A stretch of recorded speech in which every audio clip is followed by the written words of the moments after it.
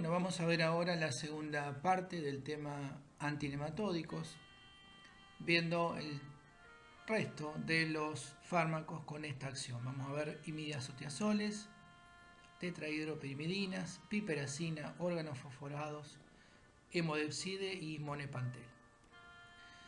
Vamos a comenzar hablando de los imidazotiazoles. Básicamente el fármaco que es importante en veterinaria es el levamisol.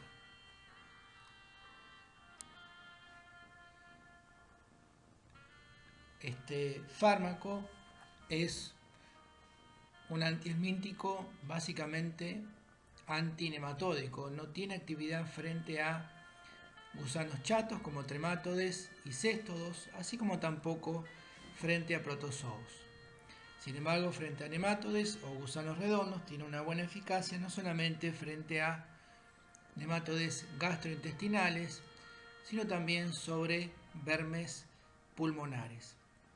Además, es eficaz frente a nematodiasis de diferentes especies, tanto animales de producción como animales de compañía.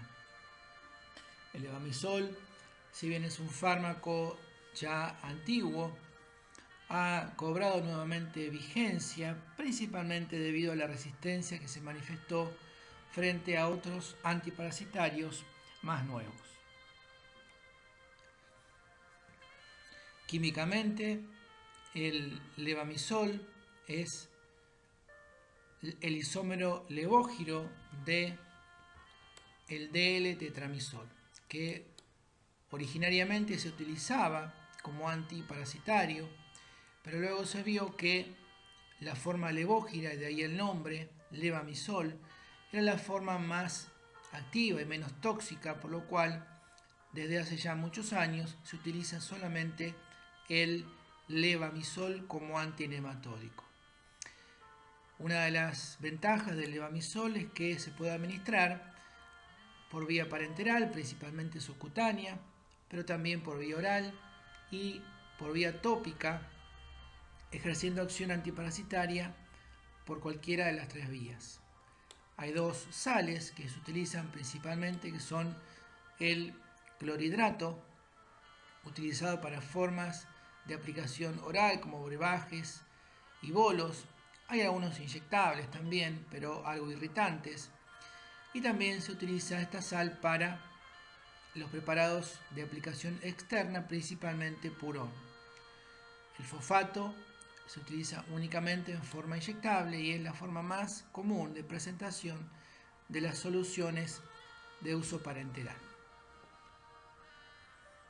El mecanismo de acción es un mecanismo de tipo colino-mimético, estimulando los ganglios del sistema nervioso de los nemátodes, produciendo una contracción muscular permanente con la consecuente parálisis espástica del parásito y produciendo entonces su muerte. Es un mecanismo rápido en comparación al de los benzimidazoles, porque es una acción colino-mimética. Ese es el principal mecanismo, aunque también a dosis elevadas se vio una inhibición a nivel mitocondrial de la fumarato reductasa. Este mecanismo de acción, el colino-mimético, también puede manifestarse a nivel del hospedador, manifestándose signos también de tipo colinérgicos, tanto nicotínicos como muscarínicos, que son los que se manifiestan clínicamente en caso de sobredosis o intolerancia. Como dijimos, hay un buen espectro antinematódico. En el caso de bovinos y ovinos, vemos que hay una buena eficacia frente a los vermes de la gastroenteritis verminosa.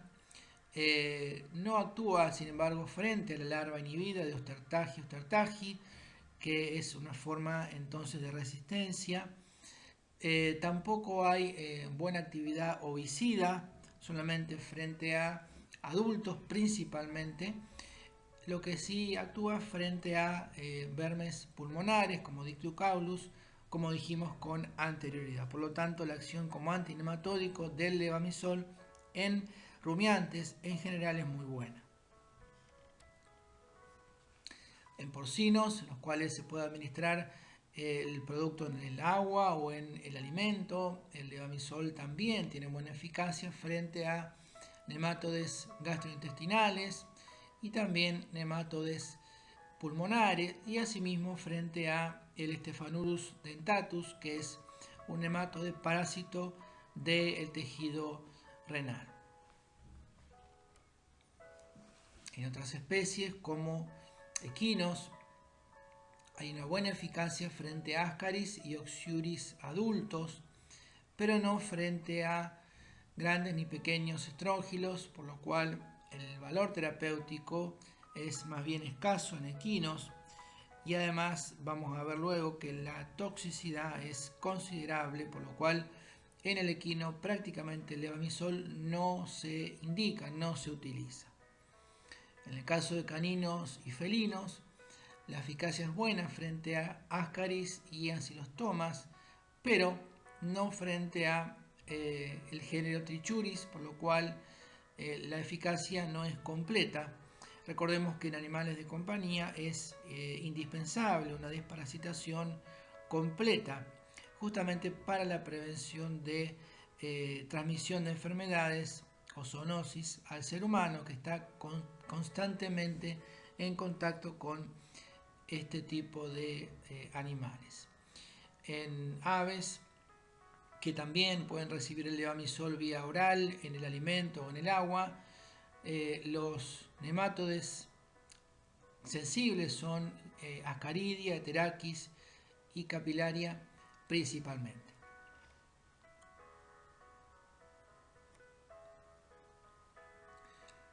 En cuanto a la farmacocinética del levamisol, mencionamos anteriormente que una ventaja de este fármaco es que se puede administrar por vía oral, por vía tópica y también por vía parenteral, con buena absorción por todas las vías, algo menor cuando se aplica vía tópica. La absorción es rápida y alcanzan concentraciones plasmáticas máximas en aproximadamente 1 hora. Sufre metabolismo a nivel hepático y una eliminación también bastante rápida, con vidas medias en general cortas, eliminándose por vía urinaria, materia fecal y a una pequeña fracción por metabolismo a nivel pulmonar.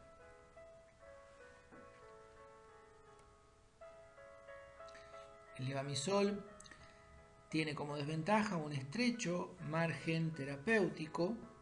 Si comparamos, por ejemplo, con benzimidazoles, el margen terapéutico es realmente mucho menor. Esto significa que las dosis terapéuticas están próximas a las dosis tóxicas. Vemos que entre 2 y 6 veces la dosis terapéutica ya puede producir algún signo de toxicidad, los cuales principalmente, como dijimos antes, tienen que ver con la manifestación de signos colinérgicos, muscarínicos y nicotínicos en los animales tratados.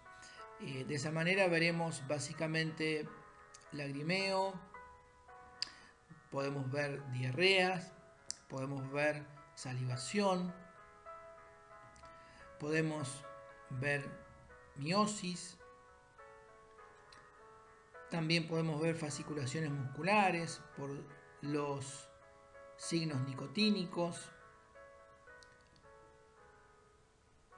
En ese caso, el tratamiento o antídoto sería el uso de atropina, pero recordemos que la atropina es un antagonista muscarínico, solamente va a bloquear ese tipo de signos.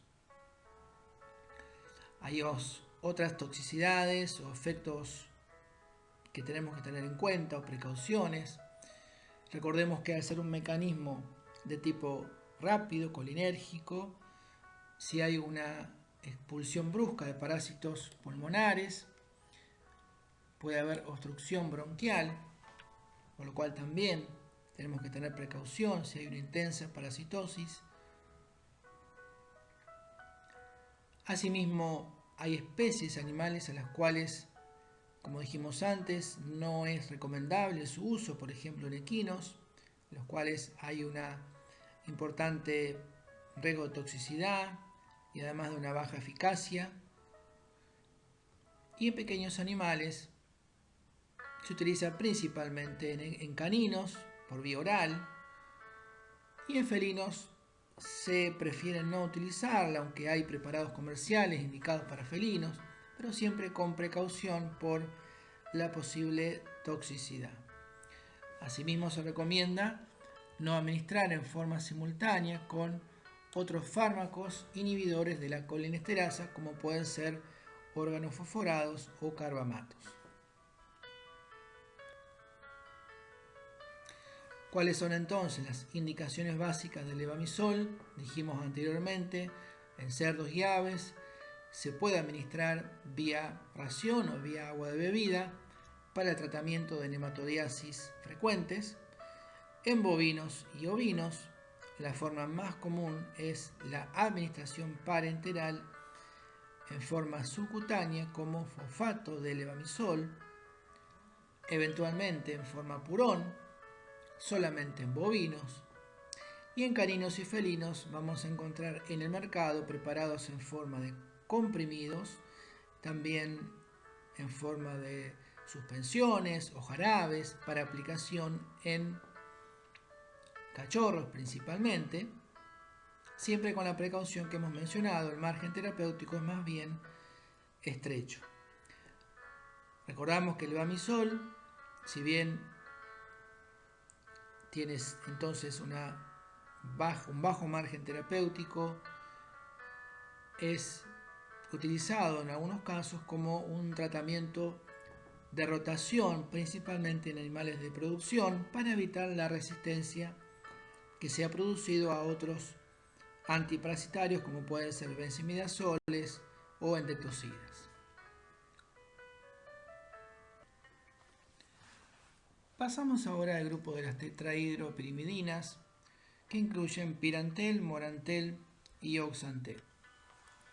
Estos fármacos también son bastante antiguos. El pirantel, por ejemplo, se sintetizó en el año 1966 y puede utilizarse en distintos tipos de animales domésticos, equinos, bovinos, ovinos, porcinos, caninos y felinos. Morantel es una molécula que se derivó por metilación del pirantel y asimismo el oxantel deriva del morantel. Químicamente son sustancias más bien hidrosolubles, principalmente el pirantel. En su sal tartrato es bastante hidrosoluble.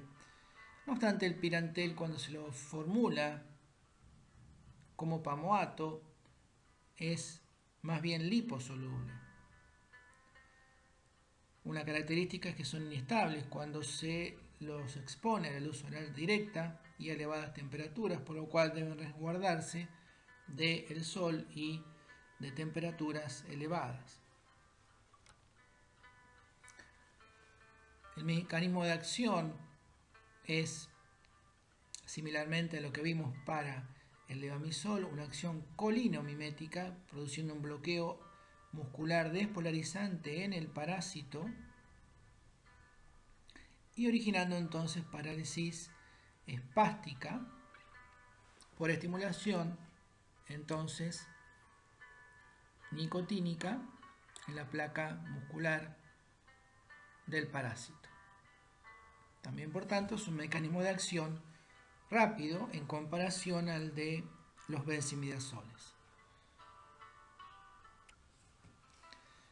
Veamos el espectro antiparasitario en especies de animales domésticos. En equinos hay buena eficacia frente a Parascaris equorum, pequeños y grandes Strongylus, y algo menor eficacia frente a Oxyuris equi. Adicionalmente hay eficacia frente a Anoplocéfala magna hiperfoliata, aunque a dosis superiores en comparación a las dosis antinematódicas. En bovinos y ovinos, en general los vermes de la gastroenteritis verminosa son susceptibles con alguna variabilidad en algunos géneros. Por ejemplo, Esophagostomus, Chabertia son algo menos susceptibles. Las formas adultas son en general las susceptibles y no las formas larvarias. Y tampoco son activos frente a vermes pulmonares como Dictyocaulus. Por esta razón, las tetrahidropirimidinas no tienen un uso amplio en especies rumiantes. En el caso de cerdos, son susceptibles Ascaris, Esophagostomum, y hay menor actividad frente a Trichuris e Iostrongylus. Por último, la eficacia en caninos y felinos es buena frente a Ancylostoma, Ascaris, teniendo en cuenta que el pirantel no es activo frente a Trichuris, pero sí lo es el oxantel, por lo cual es muy común la combinación de estas dos tetrahidropirimidinas, pirantel y oxantel, para ampliar el espectro antinematódico. En cuanto a la farmacocinética, el pirantel tartrato tiene buena absorción a nivel digestivo, principalmente en porcinos y en caninos, por ser más hidrosoluble, en tanto que el pamoato de pirantel se absorbe en menor medida y es más efectivo sobre parásitos gastrointestinales en equinos, bovinos y caninos. El pirantel tartrato se metaboliza en hígado porque se absorbe bien y sus metabolitos se eliminan por orina. Y el pirantel pamoato, como no se absorbe en proporción significativa, se elimina principalmente por vía fecal. En cuanto a la toxicidad, el margen terapéutico es bastante amplio. Se estima que la dosis letal 50 del pirantel tartrato es aproximadamente 50 veces la dosis terapéutica. Cuando hay signos de intoxicación, básicamente hay signos de depresión nerviosa como ataxia, postración y finalmente muerte. Y en el caso del pamoato, el pirantel, aún la toxicidad es mucho más baja debido a su escasa absorción.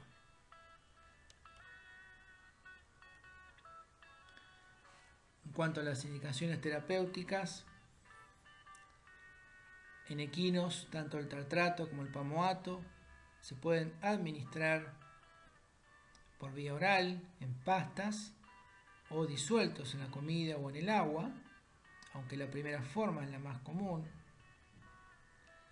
En bovinos y ovinos dijimos que el uso no es muy frecuente debido a que hay otros antiparasitarios de mayor eficacia, pero cuando se administran se pueden dar por vía oral en formas de brebaje. Hay también bolos intraruminales de morantel de liberación lenta. En porcinos también, como hemos visto para otros antiparasitarios, la forma más común es en el agua o en el alimento. En caninos y en felinos es muy común el uso de este tipo de antiparasitarios, generalmente combinado. Dijimos pirantel con oxantel para lograr un espectro antinematódico amplio, y además se le suma muchas veces el praziquantel para lograr efecto anticestódico. Con esto tenemos una formulación antiparasitaria de amplio espectro en caninos y felinos. En caninos y felinos la forma más común de administración es en forma de comprimidos o eventualmente jarabes. Y en equinos hay otra combinación también que se usa frecuentemente, que es el pirantel, pamuato, junto con triclorfón para lograr un medicamento antinematódico y que también afecte a los gastrófilos gracias a la acción de el triclorfón. Veamos ahora la piperacina. Este fármaco es un fármaco también antiguo que comenzó a usarse aproximadamente en el año 50. Es un fármaco hidrosoluble que se caracteriza por ser sensible al contacto de la luz y el aire. Se le ha formulado como diferentes sales que le han dado una mayor estabilidad, por ejemplo, diclorhidrato, citrato, fosfato, hexahidrato y adipato. Su mecanismo de acción es por producir apertura de los canales de cloro mediados por el ácido gamma-aminobutírico GABA. Como consecuencia del ingreso de iones cloro a través del canal asociado a este receptor, hay una hiperpolarización de la membrana postsináptica en el parásito y se produce una parálisis flácida del parásito con su posterior eliminación. Es decir, generalmente no hay una acción nematocida, sino que produce la eliminación del nemátode, facilitando que el mismo se desprenda de la mucosa digestiva. Y esto es lo que se denomina, por ejemplo, para los ascaris, una acción ascarífuga, eliminándose con la materia fecal vermes vivos. El espectro antiparasitario es algo estrecho en muchas especies de animales domésticos. Vemos, por ejemplo, en equinos que actúan frente a ascaris, algunos pequeños estróngilos como Trichonema, Oxyurisecki, pero no actúan frente a grandes estróngilos ni obviamente tampoco frente a la larva, el gastrófilo. Algo similar ocurre en bovinos y ovinos, donde hay pocas especies sensibles como Ascaris y Esophagostomum, pero la mayoría de los vermes de la gastroenteritis verminosa y también los pulmonares no son sensibles a la piperacina, por lo cual no es un fármaco de uso frecuente en estas especies. Lo mismo ocurre en caninos y felinos, donde hay buena actividad frente a Ascaris, pero no frente a Ancilostomas ni Trichuris, donde sí vemos un buen espectro y una eficacia que puede derivar en un uso terapéutico o clínico es en las especies porcina y en aves de producción, donde los vermes sensibles como Ascaris y Esophagostomum o Ascaris en aves son frecuentemente encontrados en estas especies y causan pérdidas productivas significativas. En cuanto a su farmacocinética, la piperacina se administra únicamente por vía oral, presentando una buena absorción y metabolismo hepático con eliminación vía urinaria. En cuanto a la toxicidad, la piperacina se caracteriza por ser un fármaco muy poco tóxico, de un amplio margen terapéutico. Ocasionalmente puede producir aumento del peristaltismo intestinal. Recordemos que se administra vía oral. Eventualmente en carnívoros pueden aparecer vómitos. Y en sobredosis más elevadas o en intolerancia, signos nerviosos con convulsiones, coma y paro respiratorio. Pero el margen terapéutico es generalmente amplio, encontrándose en el mercado presentaciones como las que vemos en las imágenes para uso en animales de compañía, principalmente en cachorros, caninos y felinos.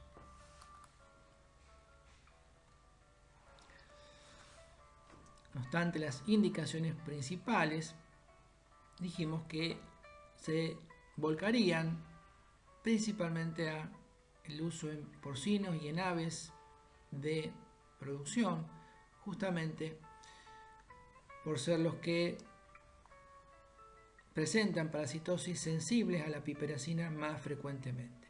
En otras especies hay otros fármacos que quizás son de mayor utilidad y más amplio espectro. Veamos ahora un grupo importante, que es el grupo de los organofosforados, que también vamos a ver más adelante como fármacos ectoparasiticidas. De importancia como antinematódicos encontramos principalmente el triclorfón y diclorbos. El triclorfón químicamente se caracteriza por ser un polvo muy soluble en agua, podríamos llamar higroscópico, que debe mantenerse en envases herméticos al abrigo de la humedad, justamente para evitar que se humedezca. El triclorfón, también llamado metrifonato, se metaboliza en el organismo dando lugar a un metabolito activo que es justamente el diclorbos.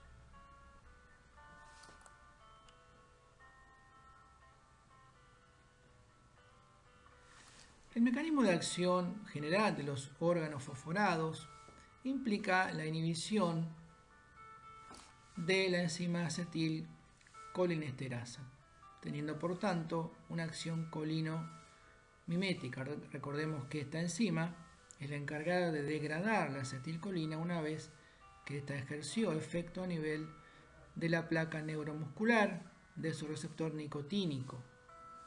Por lo tanto, al inhibirse esta enzima, la acetilcolinesterasa, la acetilcolina permanece mucho más tiempo ejerciendo acción sobre su receptor y por tanto en los parásitos se produce una acción estimulante colinérgica induciendo una parálisis espástica. Este mecanismo también se va a producir en los animales en caso de sobredosis o intolerancia.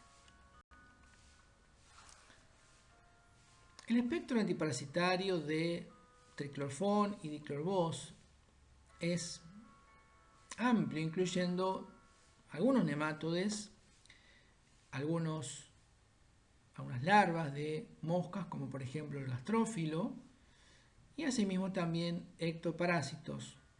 Pero no nos vamos a detener demasiado en los ectoparásitos porque eso se verá en el teórico del día lunes.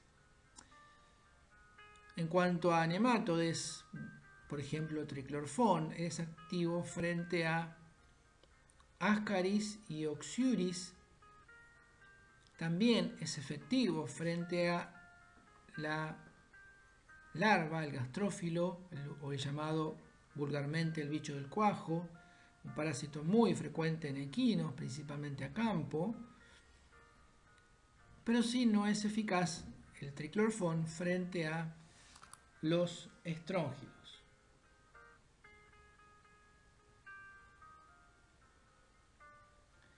Por su parte, el diclorbos, también en equinos, es activo frente al gastrófilo, Ascaris, Oxyuris, y abarca principalmente pequeños estróngilos.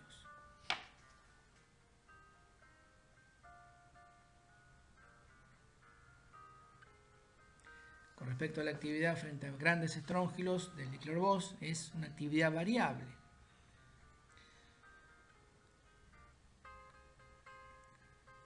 Hay una posible explicación en la razón por la cual el diclorbos sí es efectivo frente a algunos estróngilos y no el triclorfón.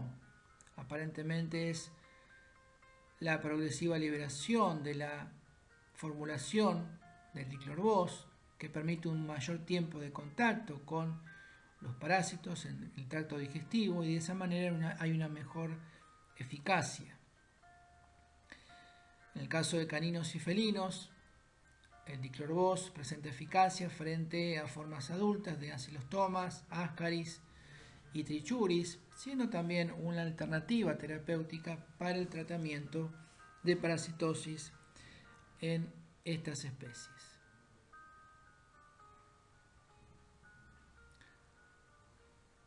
En cuanto a la farmacocinética,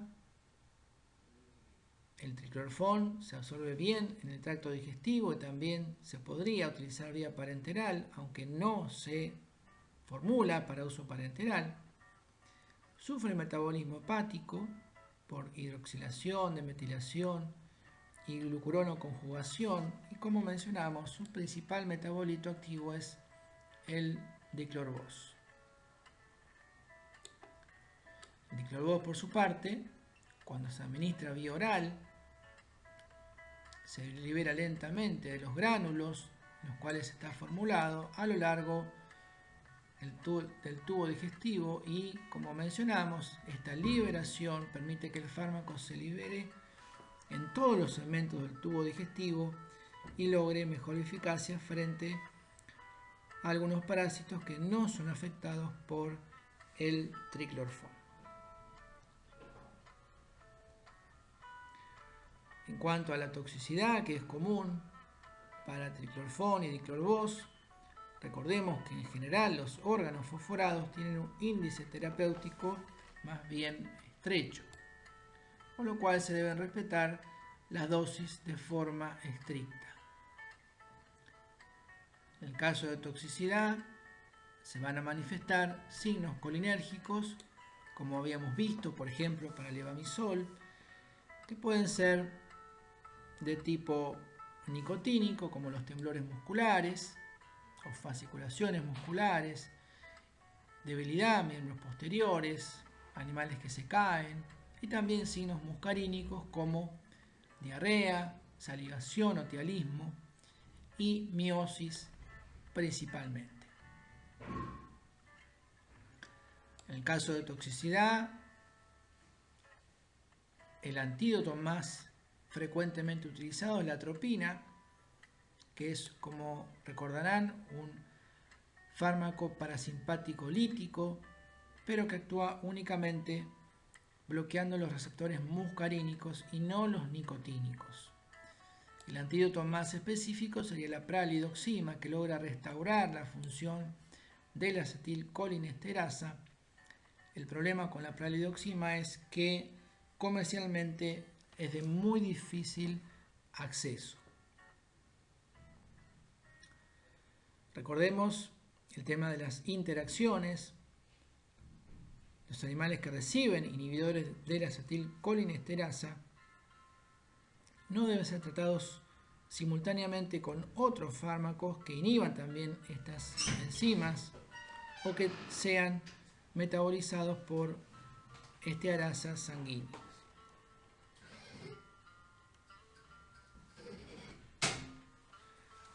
Por tanto, las indicaciones terapéuticas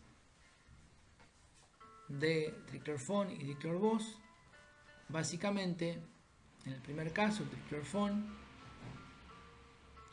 se indica principalmente por su gran efecto frente al gastrófilo o bicho del cuajo. Recordemos que hay un espectro limitado frente a nemátodes.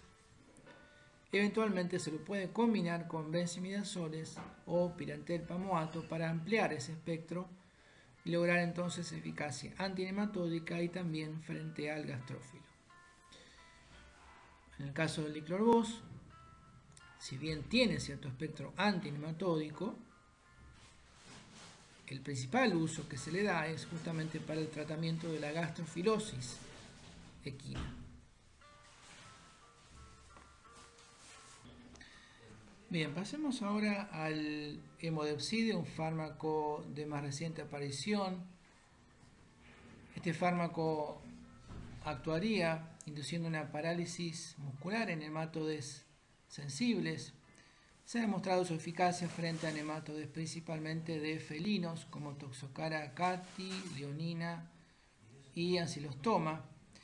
Y una ventaja de este fármaco es que se absorbe por vía tópica, es botón, y se lo ha combinado con el praziquantel, que también se absorbe por vía tópica, y de esa manera se ha logrado un fármaco con actividad antinematódica y anticestódica con una buena eficacia y relativamente baja toxicidad. Pasemos finalmente al monepantel, también una droga relativamente nueva, que tiene una acción también agonista de receptores nicotínicos, induciendo parálisis espástica y muerte de nematodes susceptibles, principalmente gastrointestinales en bovinos y en ovinos. La forma de administración es vía oral, sufriendo un metabolismo y transformándose en una sulfona que también es activa, y la ventaja del monepantel es que no se ha demostrado resistencia antiparasitaria, por lo cual se presenta como una posible opción terapéutica en rodeos que han presentado resistencia a otros antinematódicos.